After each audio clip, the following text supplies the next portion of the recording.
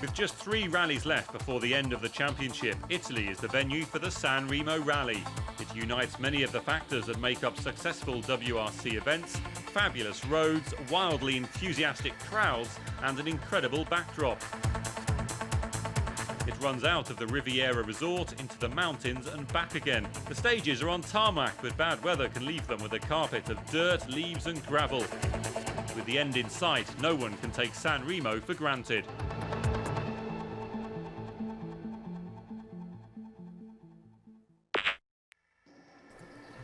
Hello there and welcome back to some more WRC. Today we'll continue on the Let's Play. This is episode 25. In today's episode we are taking a look at the Italian Rally in the professional difficulty.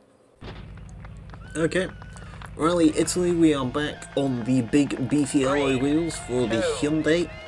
Let's see if we can do well here.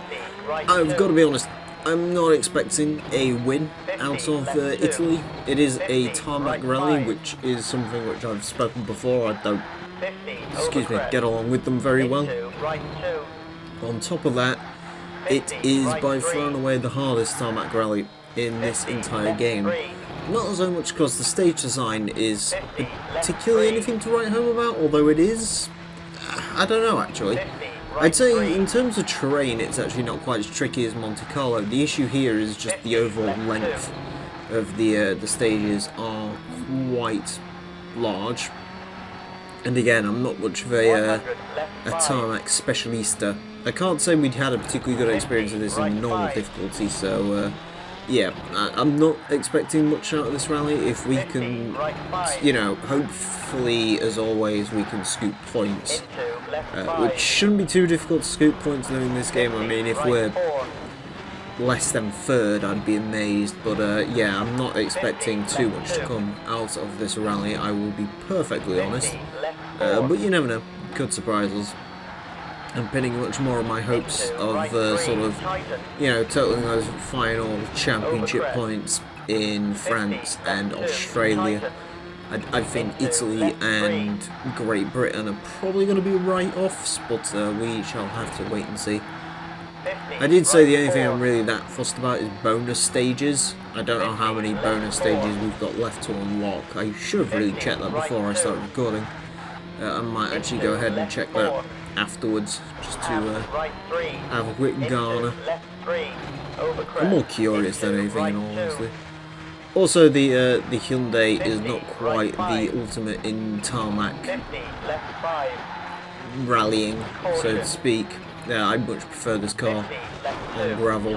On tarmac, it doesn't quite have the domination that something like perhaps the Peugeot would have, or the stability of sort of the Subaru and the Mitsubishi. It's sort of a worst of both worlds. It's not quite agile enough, and it's not quite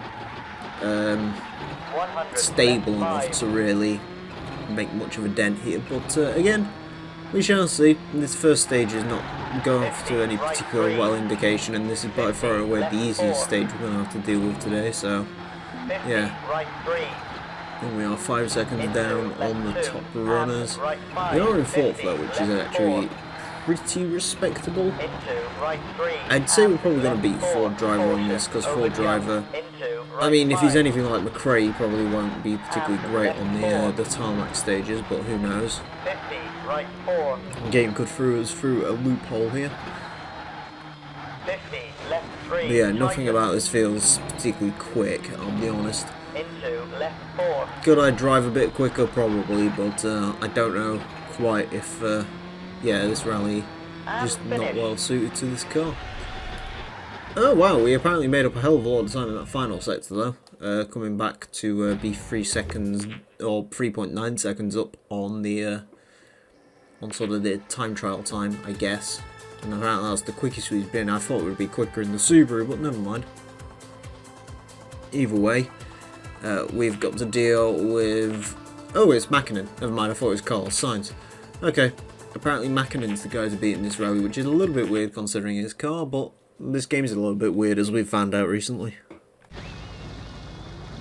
Okay, stage number... No idea which stage this is. 2. Apparently it's raining. I don't know if that's a good thing or a bad thing as far as the El Hyundai is concerned. Probably not such a good thing. Maybe the tyres have something to do with your speed on these tarmac stages. Of course, the tyre choices are actually a pretty big thing in rallying. I believe back in these days you had a choice between Pirelli and Michelin. Of course, the Hyundai runs Michelin's. I believe the Mitsubishi was on Michelin tyres as well. The Subaru was definitely a customer of Pirelli. Ford might have also been a Pirelli customer, come to think about it. I'm trying to see if I can draw any parallels in terms of that, but if Mackina's running Michelin's like I'm fairly certain the Mitsubishi does, then yeah, I don't think we can really draw much of a comparison there, considering Macklin is the dominant guy in this rally. So, and again, we won last time out in Subaru. I don't know how much of that was due to the difficulty settings, but we did win last time out in the Subaru, so always worth pointing out. Yeah, it's not so much these first few stages I'm worried about, it's the next ones coming up, because there are some really long tarmac stages. And to be fair with the dirt long stages, I don't notice them quite as much as the tarmac. Just tarmac rally for me just doesn't do anything for me. It's kind of just a bit boring, if I'm being honest. Like, it's that, and I've also felt like even the most realistic of rally games that I've played in, which is probably Dirt Rally 2.0,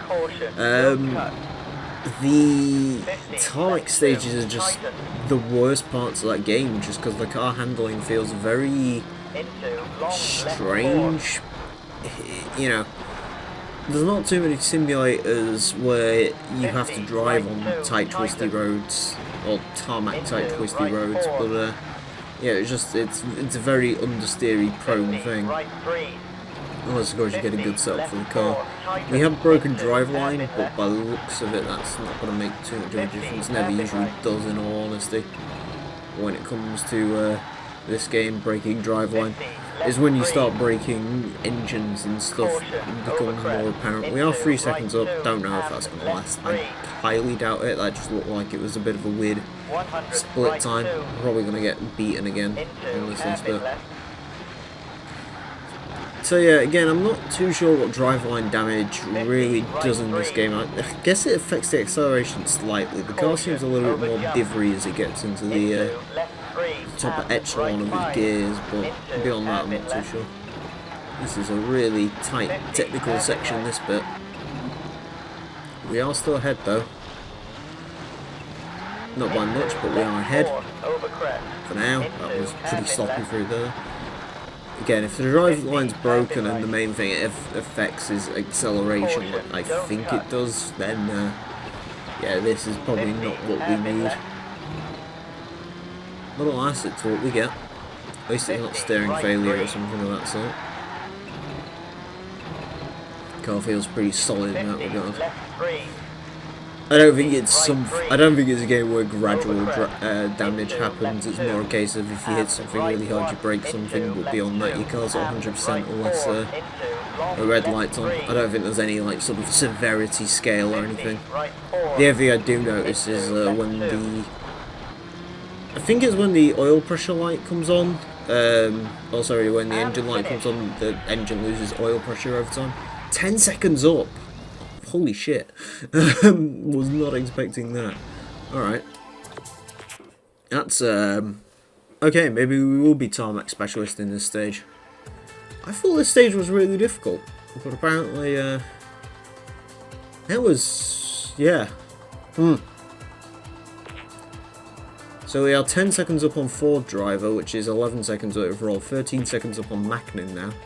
Going into stage 3, that's a pretty good record. Hopefully we can keep it there. Okay. Again, this is the weird stage without shadows. I remember that. There's also the weird stage with the lighting on the back of the cars that sort of goes a little bit odd. I know what it's trying to do with the whole you know, looking cool having some chrome on the back end of that car, but or like a shine effect, but it just doesn't really work. 100 left 5. Pretty good roads in this part of the stage though, Right 5. because they gradually get worse, Left 4. as evidenced here. But yeah, no, I don't think any of the mechanical damage ramps up. I think it's literally just hit something hard enough, and when the red light comes on, the red light comes on.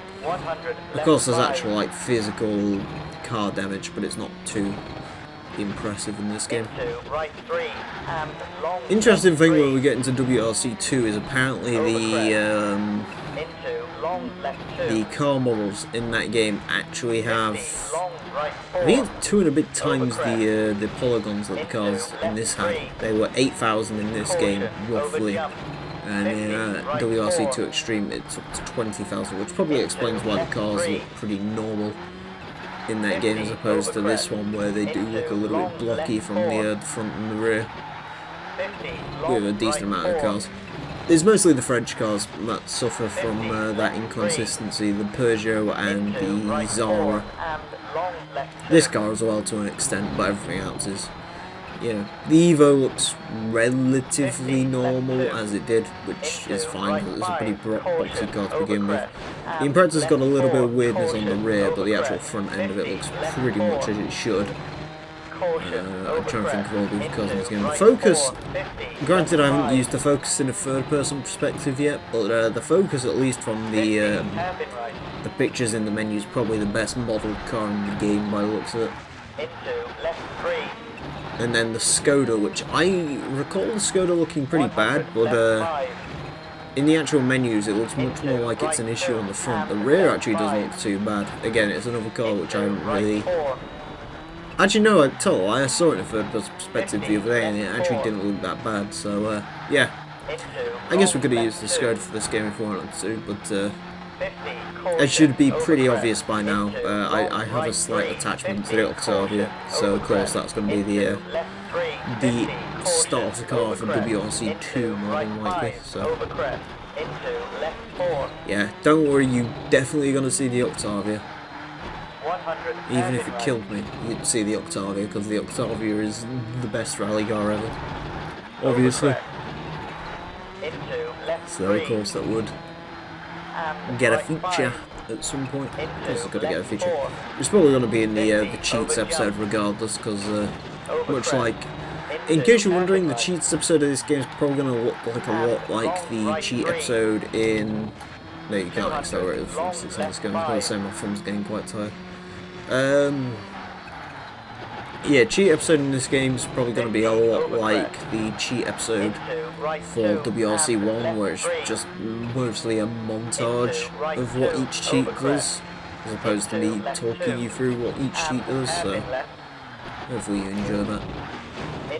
There's only so much I can speak about cheats, you know, so usually it's just better to have a little description, have a bit of music, and chill out on that. I will say, as much as I like Rhino's LP in this game, that's probably the one place where I'd say it's faulted slightly. I get why he did it though, because obviously he's streaming, and if he decided to do what I'm going to do for the cheat episode, then it'd be more of a departure from his sort of let's play content style, so... But yeah, my way of showing stuff off is just to sort of montage it, show you what the thing does for about a minute and then move on, instead of doing like a full play session, entering the cheat codes and so on. So well, that's just the way I'll do it, because obviously I'm more known for a little bit of music and montagey content here and there, so.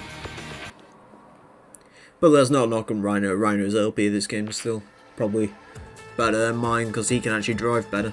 He also used the Citroen in his, so if you're interested in the Zara in this game, then definitely go check that out. Although I do seem to find... Okay, so we're 7 seconds up on Mac and head in stage 4, which is called Arezzo. Anyways, as I do seem to find, sort of searching for this game the other day, that guy's just randomly saluting off the side of a mountain for some reason. I do seem to find with this game, I was actually looking at the World Rally Championship. YouTube has like this weird thing where you can obviously title what game it is, which I've obviously been doing. You'll see if you're on desktop, if you scroll down, you'll see like a thing that says World Rally Championship 2001. You can click that to go to like a special sort of sub-channel YouTube setup with just sort of random videos about this game.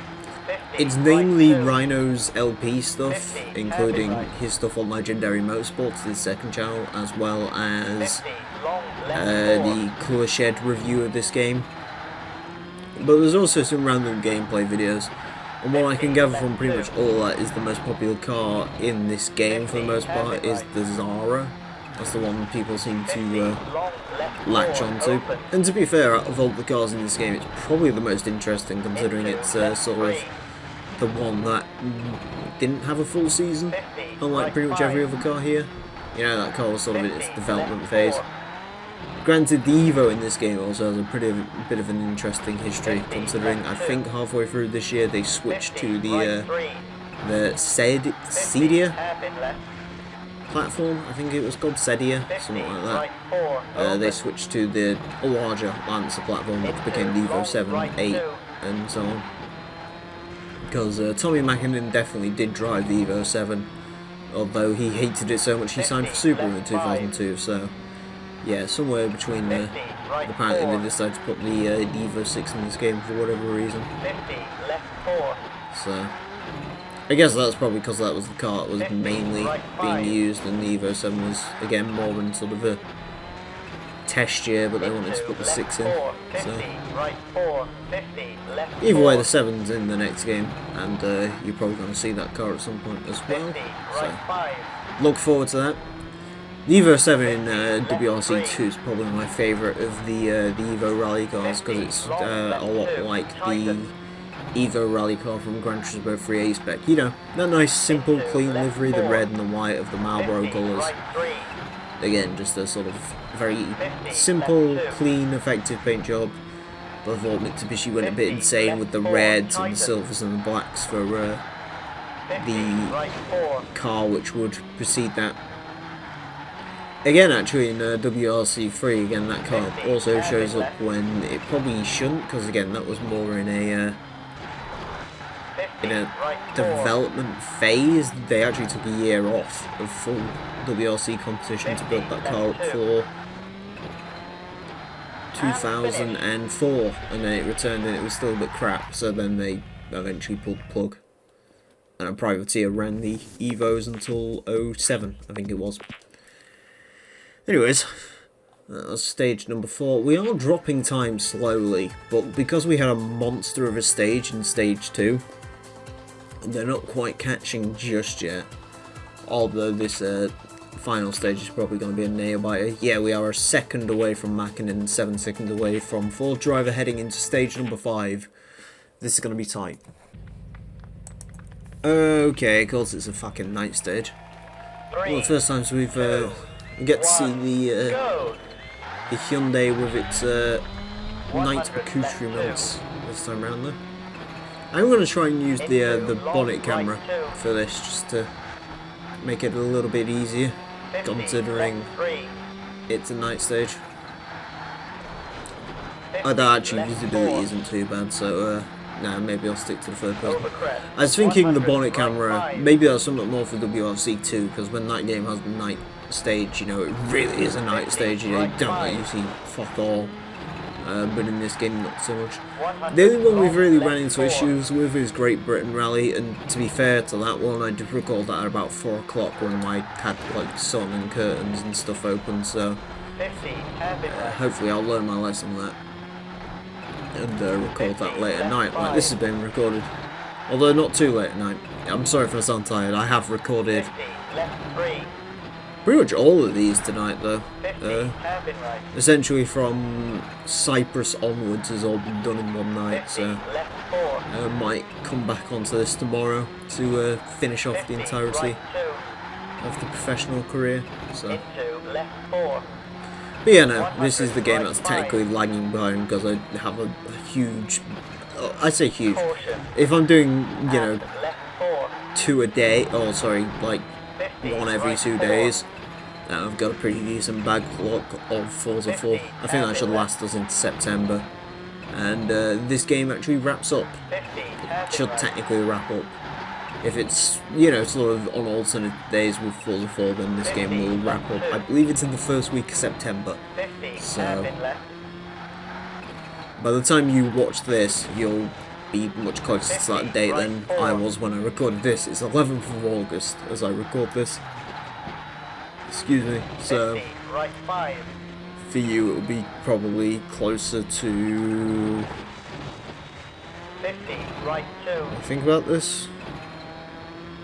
Over crest. Yeah, you'll probably Into be only a right few 2. days away from Over September. crest. Into right 2. So wake me up when September ends, but hey, at 50, least this will be left here 4. for when September starts, so I don't need waking up until the end. Ha ha 50, ha ha right ha 2. ha ha. Kill me. 50, right Anyways, 5. that's not a joke, by the way. If you want to send in your request form, if you've got a 50, creative left way of 3. doing it, then we'll meet up and you Into can right 5. fulfill your And killer left fantasies. 5. Into right How 2. does YouTube And monetize left this 4. shit, man? I have like that fucking form where it's like, do you 50, swear? right Is 4. there any violence in your videos? Is there any implied violence? And I just go, nope. And apparently, according to YouTube, 50, I am very, very left 4. good at doing all that. You know, I did a... When they brought that in and I started answering those questions, 50, it left was in a 4. GTA Vice City LP, which almost certainly implies 50, violence and right 3. has video game guns and stuff.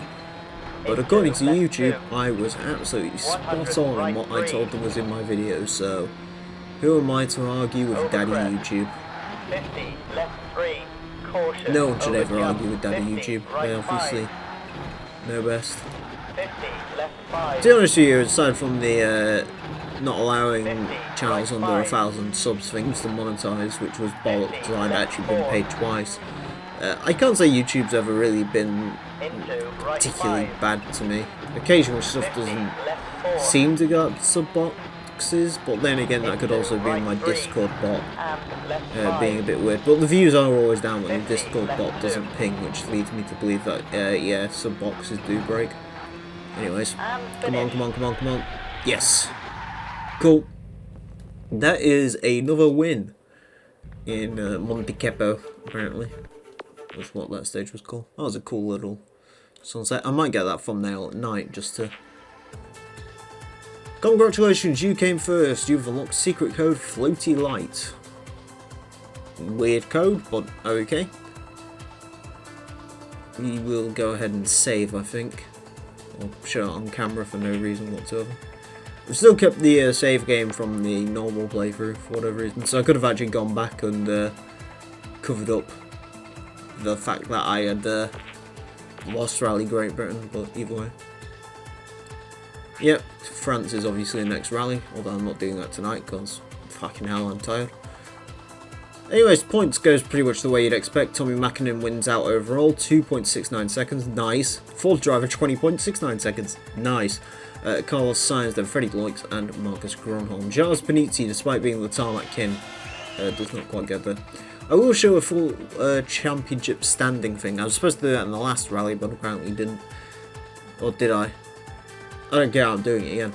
Anyway, so Alistair McRae, of course, leads with 96 points with 3 rallies to go. Then Carlos Sainz, although he is 1 point away from being eaten by Tommy Mäkinen. Richard Bernstein remains on 26 points. Fourth driver is making his way up the ranks. Again, gaining some more points to further infiltrate his place into 5th. Freddie Loix moves up to 6th.